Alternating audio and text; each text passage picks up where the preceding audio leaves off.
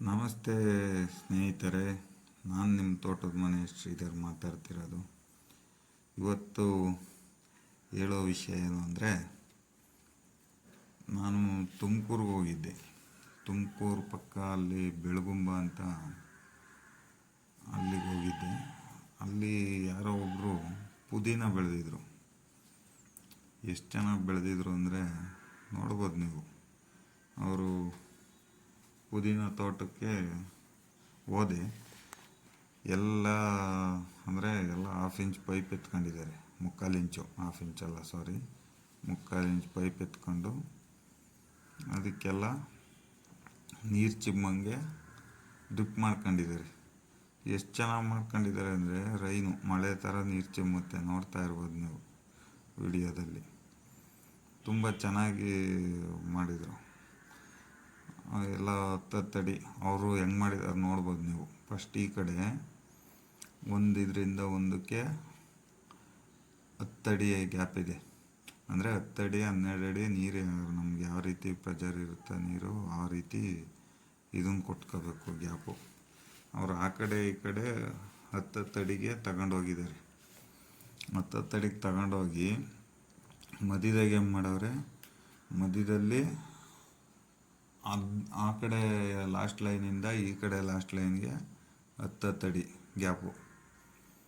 ಅಲ್ಲಿಗೆ ಎಷ್ಟಾಯಿತು? 10, 5 + 5 10, 10, 10 30 ಅಡಿ.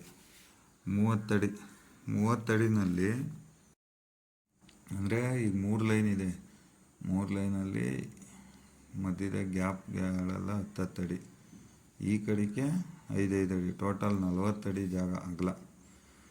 ಉದ್ದ ಜಾಸ್ತಿ ಇದೆ. 10 ಅಡಿ ಗ್ಯಾಪ್ ಕೊಟ್ಕೊಂಡು ಒಂದೊಂದು ಪೈಪ್ ಹಾಕಿದ್ದಾರೆ.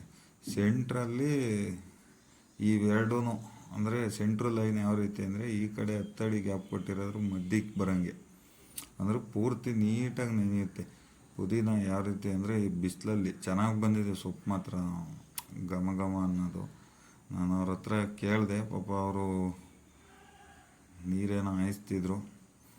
ಯಾರೋ ಫೋನ್ ಮಾಡಿರೋ ಅಂತ ಹೋಗ್ಬಿಟ್ಟು, ಇಲ್ದಿದ್ರೆ ಅವ್ರ ಜೊತೆ ಮಾತಾಡಿಸಿ ವಿಡಿಯೋ ಮಾಡ್ತಿದ್ದೆ ನೀಟಾಗಿ. ಇನ್ನೂ ಸರಿ ಅವರು ಇರಲಿಲ್ಲ, ಹಾಗಾಗಿ ಹಾಗೆ ಬಂದಿದ್ದೀನಲ್ಲ ಅಂಥೇಳಿ ನೀಟಾಗಿ ಒಂದು ವಿಡಿಯೋ ಮಾಡಬೇಕು ಅಂತ ಮಾಡ್ಕೊಬಂದೆ.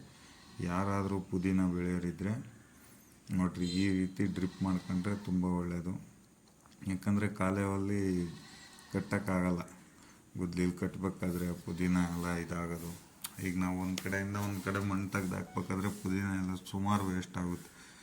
ಹಂಗಾಗಿ ಈ ಥರ ರೈನು ಇದನ್ನು ಹಾಕ್ಕೊಬಿಟ್ರೆ ನೀವು ನೀಟಾಗಿ ಮಳೆ ಈ ಥರ ತುಂತುರು ನೀರಾವರಿ ಅಂತಾರೆ ಇದಕ್ಕೆ.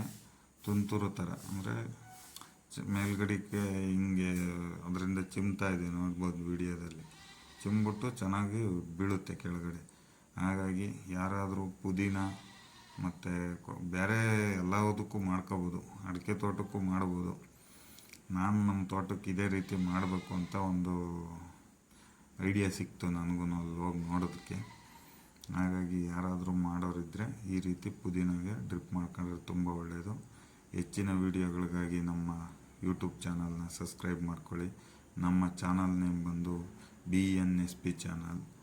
ಎಲ್ಲರಿಗೂ ಒಳ್ಳೆಯದಾಗಲಿ. ಶುಭ ದಿನ.